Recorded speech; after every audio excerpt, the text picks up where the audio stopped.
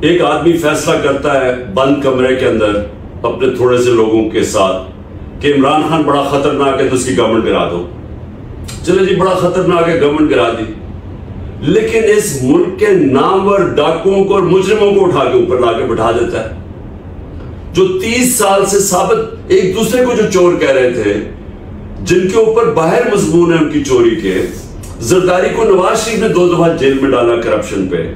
وہ جو حدیبہ پیپر مل کیس، اوپن شٹ کیس، وہ اس نے بنایا، زرداری نے بنایا نواز شریف کے اوپر. وہ دو جو ایک دوسرے کو کرپٹ کہتے تھے، جن کو پھر جنرل مشرف کرپٹ کہتا تھا، جنرل مشرف نے ان کے اوپر کیسز بنائے. نیب کا جو چیئرمین، پہلا نیب کا چیئرمین تھا جنرل امجد، اس نے ہمیں بریفنگ دی ان کی فورن پراپرٹیز کی. انہی لوگوں کو لا کے اوپر بٹھا دیتا ہے ایک گھوڑا سوار نائٹ جو آتا ہے ہمیں ہر تھوڑی دیر کے لیے بچانے کے لیے ملک کو.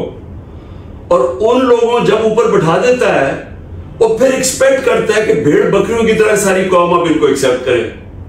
یہ میں تکبر کا بتا رہا ہوں کہ یہ اتنا ایروگنس ایسی آپ امیجن نہیں کر سکتے کہ اس طرح کی ایروگنس کی، کیونکہ میں نے ان کو لے کے آیا ہوں اور جا کے تقریریں کرنی شروع کر دی، کیونکہ بڑا ریزنٹمنٹ آئی، اسپیشلی جو ایکس سروس مین تھے انہوں نے بڑا ریزنٹ کیا.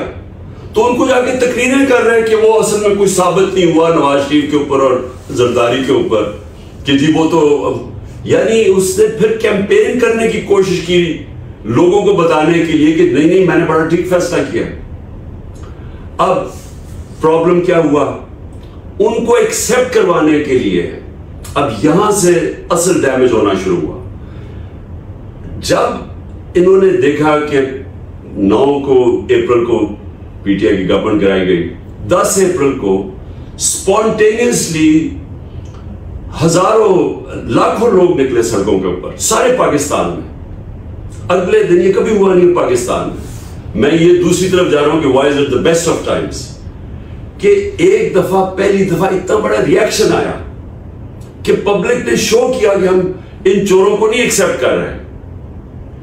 اس کے بعد میں نے جو جلسے تھے، میں نے کوئی 60-70 جلسے کیے.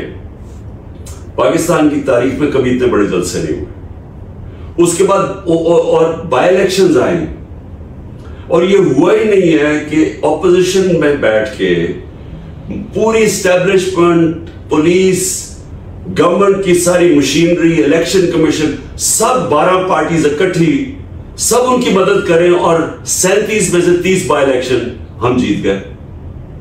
اب جب یہ عقل تو یہ کہتی ہے جب آپ کو پتہ چل گیا کہ آپ نے غلطی کی ہے اور پبلک آ کے کھڑی ہو گئی ہے پارٹی کے ساتھ، زیادہ تر اس لیے کہ ان کی شکلیں جب دیکھی کہ پھر سے ان کو اوپر امپوز کرنے لگے ہیں، تو کورس کریکشن ہونا چاہیے تھا. بجائے کورس کریکشن کے وہ کہتے ہیں کہ when you have a big hammer everything looks like a nail. تو انہوں نے وہی ہیمر چلانا شروع کر دیا اور پارٹی کے اوپر وہ تشدد کیا، انہوں نے ظلم کیا. اس کے بعد کہ جو پاکستان کی تاریخ میں 2 مارشل لاز تو میں نے دیکھے ہوئے ہیں، جنرل مشرف کا اور جنرل ضیاء کا. جنرل مشرف کا مارشل لا تو لبرل تھا، اس سے تو آپ کمپیئر ہی نہیں کر سکتے کہ جو یہ ہوا، یہ جو اب ہوا ہمارے ساتھ پچھلے 14 مہینے میں.